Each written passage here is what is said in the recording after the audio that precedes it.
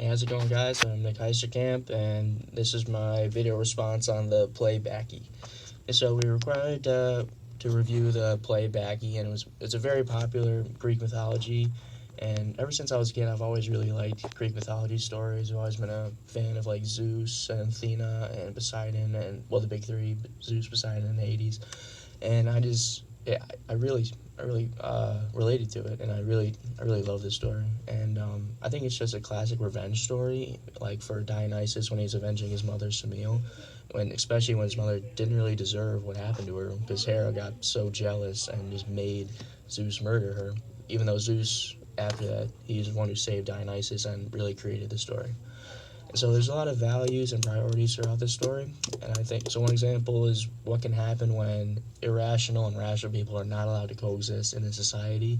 So this is an example when Pentheus and Dionysus try to coexist, and Pentheus is just trying to brutally enforce all his laws on everyone, and will not let any speck of chaos to come into the city, and that's just not how you run a society, and the city just crumbles. And then Dionysus' priority in life is to just seem better and above everyone else because he's a god, so he needs to be better than everyone else.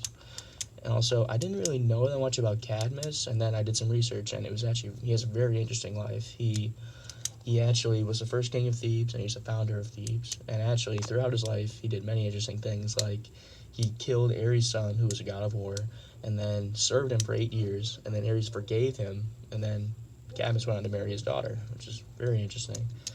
And so the Maenads, who were depicted in this play, kind of depicted in a really odd way. The Maenads were never something that was considered. So they were women who were considered crazy, and then would run away from their homes, run away barefoot. They were considered crazy women who shouldn't be basically allowed in the country. And first Pentheus says that he will destroy them in like any way possible. He'll destroy them in the woods. He'll destroy them anywhere.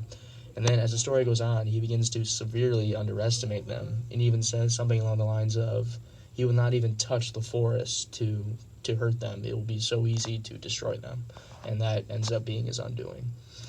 And so for this cover was of Elvis Presley, and I thought it was very interesting because it can show that not just any person, but a king can severely fail and can get in trouble. So Elvis was one of the greatest performers of all time, and he's considered the king of rock. And so even he got in trouble from time to time, and that's just like Pentheus, who gets in severe trouble when he dies because he tries to brutally enforce too many laws and etc. So my two questions were, what would have happened if Dionysus was never saved by Zeus? There's a lot of things that can happen. Would Pentheus even become king, or will Dionysus become king? And what would happen to if Semele never died?